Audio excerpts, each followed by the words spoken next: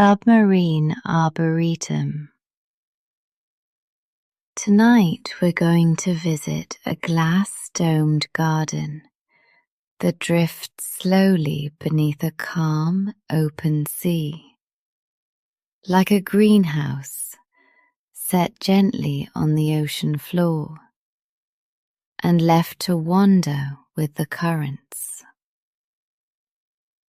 Inside, there are trees, ferns, and pools of water.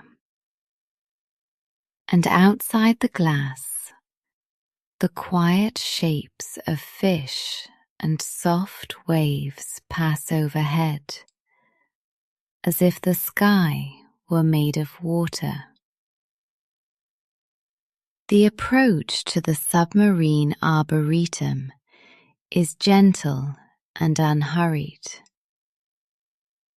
You glide down through clear blue water in a small elevator capsule, watching the surface light fade into a softer glow as you descend.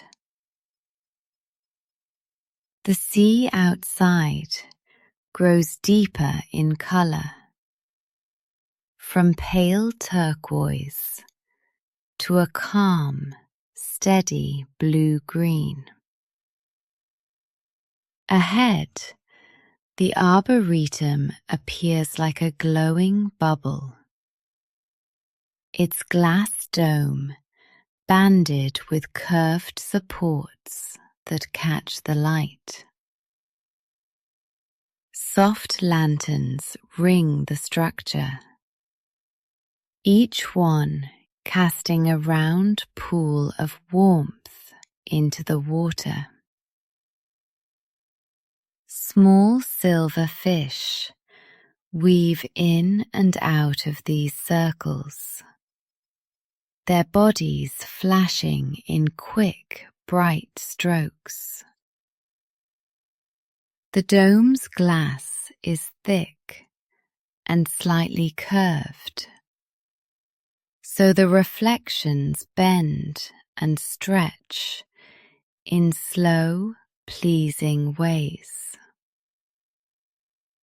As the capsule docks with the side hatch, you feel only the slightest bump, more like a soft tap than an impact. A gentle chime sounds. The door slides open, and a puff of warm, plant-scented air meets you like a welcoming breath. You step through a short tunnel where the floor is made of smooth metal grating, and the walls are lined with pipes and cables, all neatly bundled and labelled.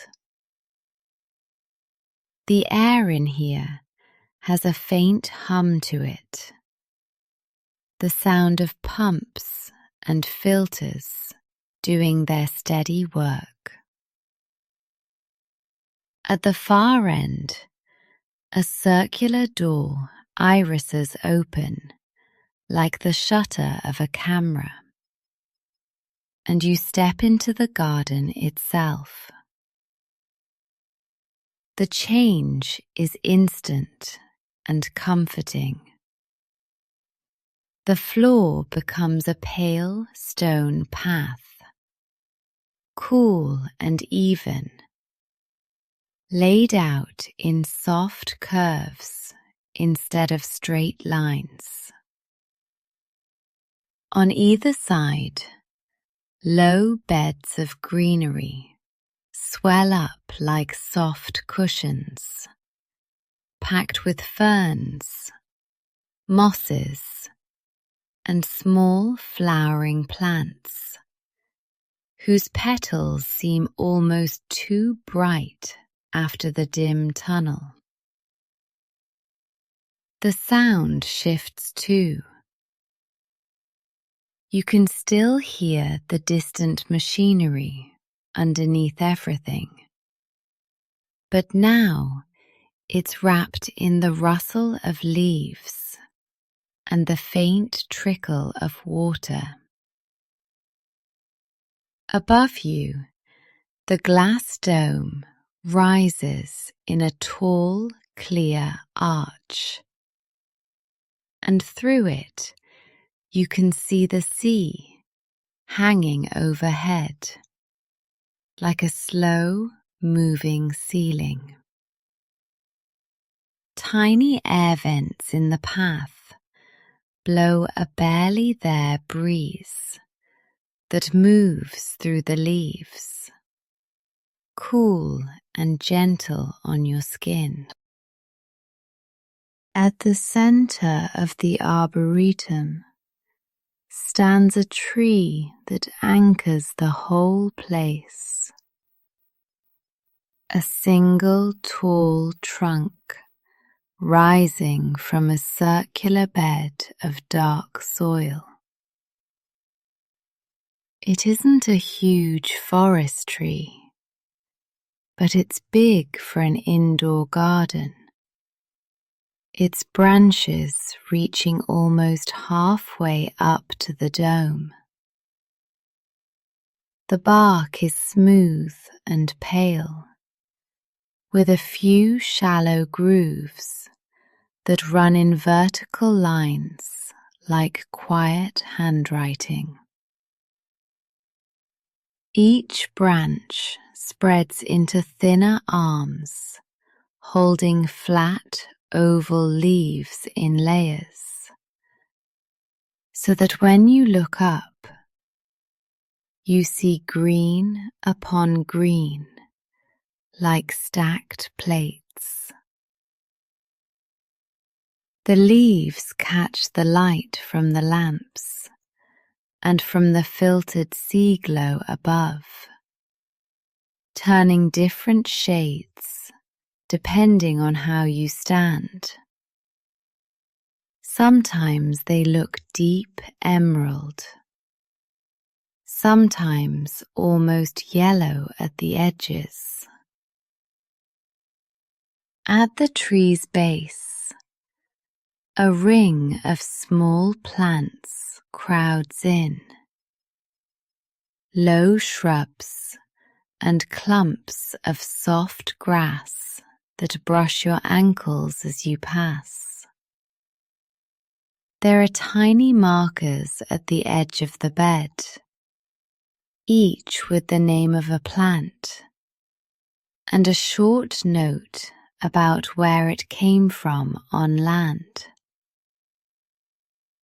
A little misting system hidden among the branches clicks on every so often, sending a fine spray down like a delicate rain that evaporates before it reaches the path. When it does this, the light catches the droplets, and for a few seconds, the air around the tree looks filled with faint, drifting sparkles. Spreading out from the central tree, paths loop and cross like a gentle maze, leading to different pockets of the garden. One area is full of ferns, taller than your shoulders, their fronds unrolling in big, layered fans that lean over the path to make a green tunnel. Their stalks are sturdy and dark, and when you brush them, they give a soft, springy resistance before bouncing back into place. Another corner is home to moss gardens, shallow beds lined with stones and patches of thick, velvety green. The moss looks like it would be cool and spongy under your fingers if you touched it. Small wooden signs here show simple drawings of how the moss spreads, like quiet maps of slow growth. Nearby, there's a section of flowering plants, each one with careful spacing so their colours don't crowd each other. You see calm whites, pale pinks, soft oranges, nothing too harsh or bright, just enough colour to keep your eyes wandering from one bloom to the next. Some flowers nod gently, their stems bending and straightening, almost imperceptibly as the air moves. Others stand very still, thick petals holding their shape like a calm pause. Along the inner edge of the dome, there's a band of shallow pools set into the floor, each one with clear water and its own set of plants. The water is still enough to act like a mirror, except where tiny bubbles rise lazily from hidden nozzles and break the surface with soft pops.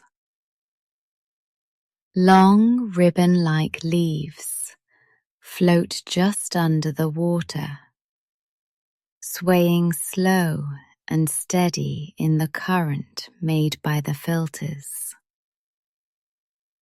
Some pools have round lily leaves, their flat surfaces beaded with small droplets from the misting system. In the deeper sections, you can see the pale shapes of roots hanging down like fine threads. Every now and then, a small snail makes its way along the underside of the glass, leaving a faint trail behind it. In one pool, a handful of tiny fish move in quick bursts, then stop in place, as if they suddenly remembered something they had to think about. Their scales reflect the garden lights in tiny flashes, blue, silver, and a little gold. The sound of water here is quiet, mostly the soft whisper of flow through hidden pipes. It gives the whole garden a bass note, steady and low.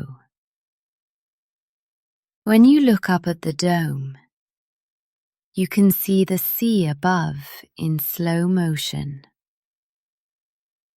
The glass is thick enough to feel solid, yet clear enough that the outside water looks close, like a second skin around the garden. Waves on the surface far above never become sharp or loud down here. Instead, their movement turns into drifting, wavy patterns of light that slide across the plants and the path. Lines of brightness wander over leaves and stones, then fade and return in a slightly different place, over and over. Darker shapes pass now and then, the shadows of larger fish swimming between the dome and the open water beyond. Sometimes, only a flick of tail gives them away before they vanish again. Air bubbles from the Arboretum cisterns stream upward in tall, silvery columns that curve slightly as the drifting structure moves. They collect along the underside of the dome for a moment, forming bright beads like scattered pearls before slipping away and rising further into the sea. If you stand very still and listen, you can hear a faint tapping now and then, just a soft click as some distant creature brushes against the outer shell. It all feels far away and safe, like watching a storm from a dry, warm room.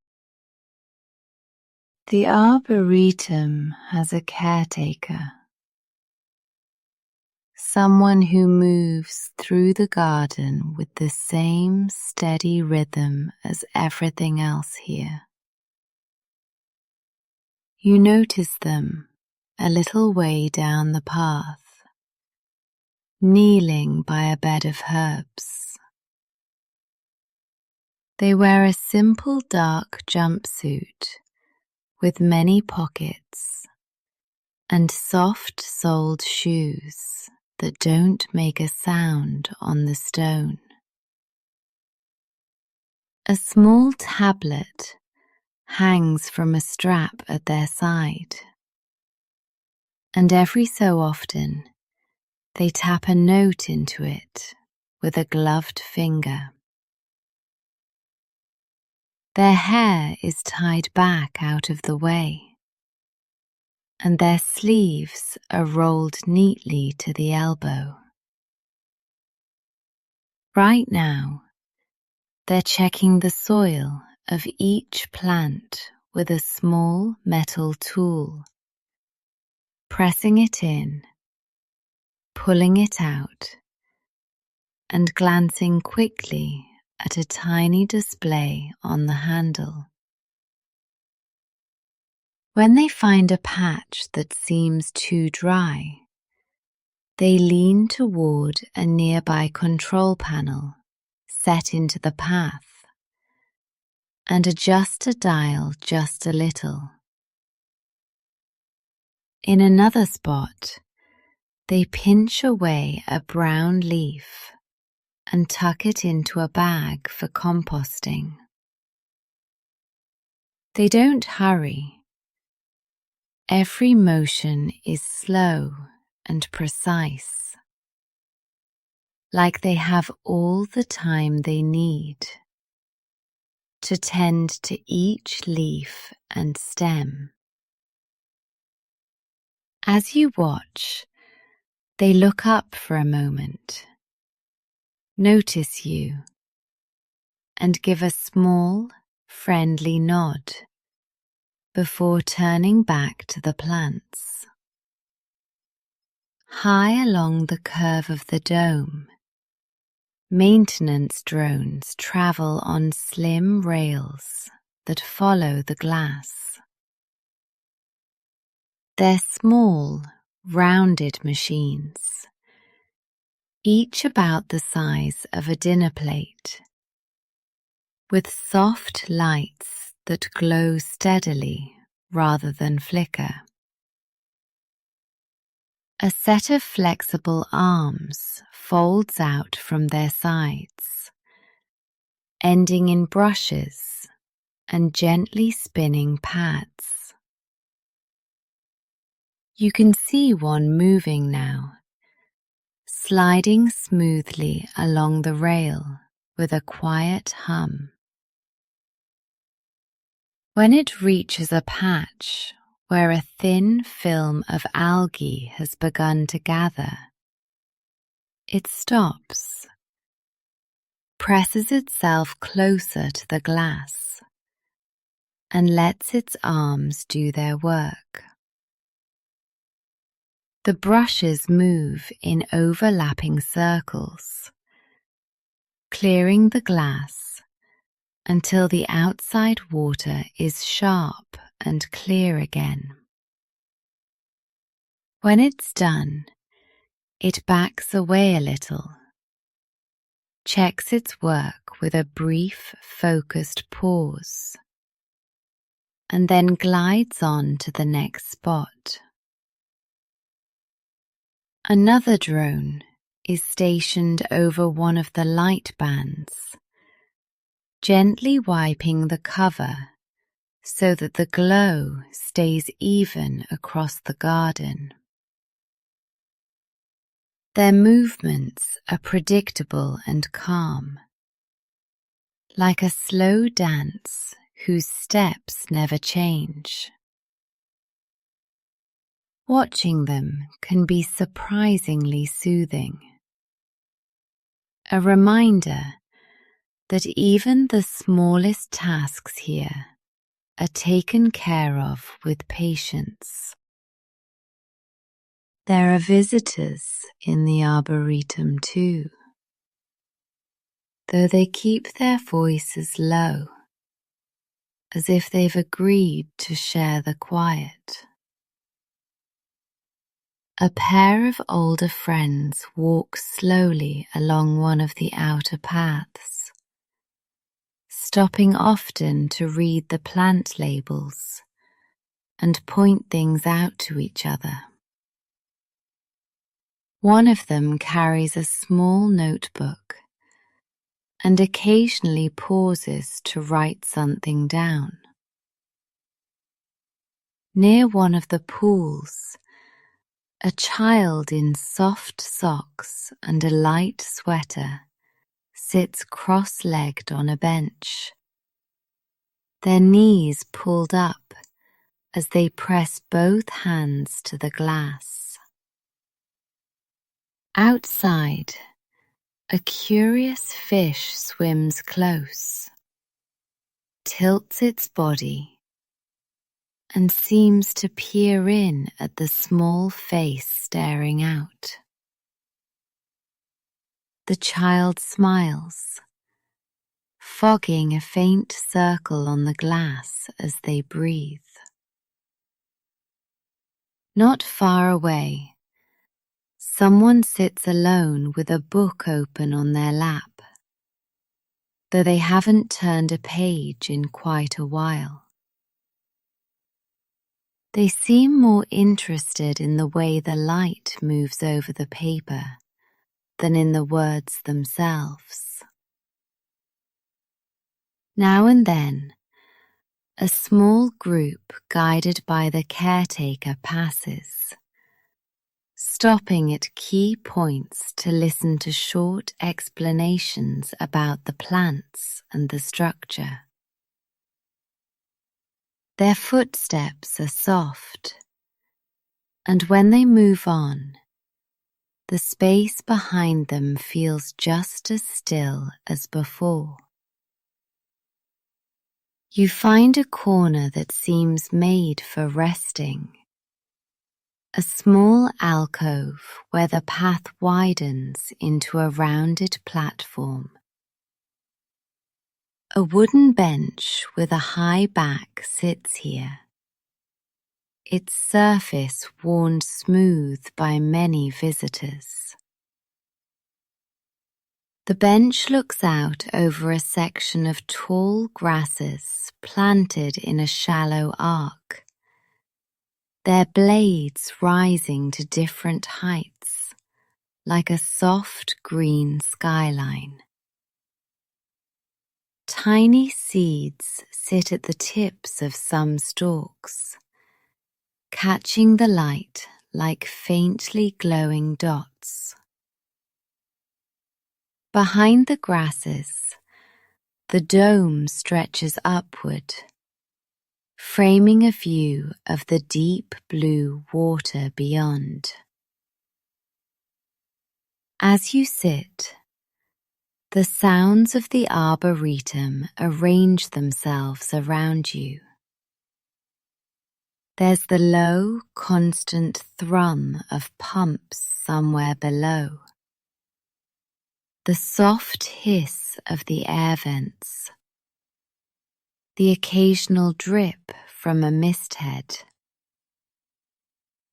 From time to time, leaves rustle as the gentle breeze moves through, each plant responding in its own small way. You can hear a quiet splash when a fish in the indoor pools breaks the surface, a quick, clean sound that fades almost as soon as it appears. The bench supports your back in an easy, steady way, and the stone under your feet feels cool and solid, a dependable surface in a drifting world. Outside the glass, the sea shifts almost imperceptibly, and with it, the entire Arboretum drifts a little. You notice it because the view beyond the dome changes. Not fast, but just enough that you can see different shapes come and go. At first, there are open stretches of water, with only the occasional fish passing by, their bodies like small dashes written across the blue. Then a darker mass appears at the edge of your view, and slowly a rocky outcrop comes into sight. It rises from the sea floor, covered in soft growths that move in the current like underwater grass. Small crabs clamber over the rocks, their legs moving in quick, neat steps. A cluster of starfish clings to one side, their arms spread out flat. As the Arboretum continues to drift, the rock slides past, and in its place comes a brief glimpse of an old anchor, half buried in sand, its metal softened and worn by years of salt water. Tiny fish weave in and out of its holes, as if it were an apartment building with many doors. The movement never jolts or shakes. It feels instead like lying on a slow, steady boat that never tilts too sharply. Inside, the plants remain calm, their leaves only slightly nodding along with the change. As the sea outside grows darker, the lights inside the Arboretum adjust in small steps. Overhead, along the curve of the dome supports, long bands of light shift from soft white to a warmer, gentler tone. The change is gradual, so you almost don't notice until the garden is bathed in a kind of evening glow. At the same time, a set of lamps along the paths brighten just a little, casting smooth circles onto the stone. The plants take on deeper shades, greens turning richer, flowers looking more saturated but not harsh. The pools reflect the pathlights in stretched, wavering streaks. Outside the dome, the water darkens to a deep inky blue, and shapes are harder to see, though every now and then a pale fish passes close, briefly catching the light from within. In some corners of the garden, small fixtures at ground level point soft beams upward into the foliage of the central tree, giving it a quiet, sculpted look against the dimmer dome above. The caretaker walks past, and with a few taps on their tablet, checks that all the systems have shifted into night mode as planned. The drones along the dome slow their circuits, some of them folding their arms and settling into small docking stations with tiny, steady indicator lights. Along one wall, there's a special section of the garden where the plants themselves provide a hint of light. Tubes of glass filled with water and floating algae line a gentle curve in the path, their contents glowing with a faint, bluish-green sheen. The glow isn't bright enough to light the whole garden, but it makes a soft halo close to each tube. When you walk by, you can see tiny shapes suspended in the water, drifting slowly, some clumping together, others floating apart again. Above these tubes, a vine with pale leaves has been trained over a series of arches, so that you walk under a loose canopy as you pass. Small insects, kept carefully contained in this one section, crawl along the underside of the leaves, working their way from one nectar-rich flower to another. Their tiny bodies catch the algae light now and then, making brief golden dots in the shadows. Nearby, a shallow tank displays a patch of bioluminescent seaweed gathered from the deeper parts of the ocean, its fronds dim during the day and gently glowing now. If the water surface is disturbed ever so slightly, the glow pulses just a bit stronger before settling again.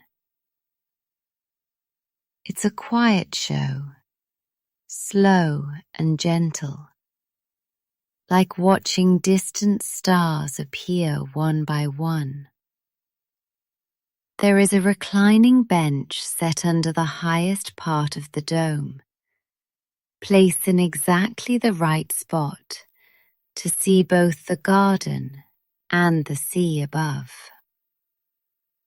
You make your way there at an easy pace, following the curve of the path, passing the central tree, the pools, and the tall grasses. The bench is slightly curved to fit the shape of a resting body, with a soft, breathable fabric stretched over a firm frame. When you lie back, your gaze naturally travels upward, past the leaves and branches to the glass ceiling and the dark water beyond. From this angle, you can see the reflection of the Arboretum inside the dome, twin images of plants and paths curved over you. Beyond the reflections, faint pinpricks of light move in the darkness. Tiny deep-sea creatures or distant submersible beacons, scattered like a loose pattern of stars. The gentle hum of the system seems quieter here, as if the sounds have to climb farther to reach you. Every so often, a slow vibration runs through the structure as the Arboretum shifts a little in the current. More a reminder than a disturbance, like a ship changing course by a single degree.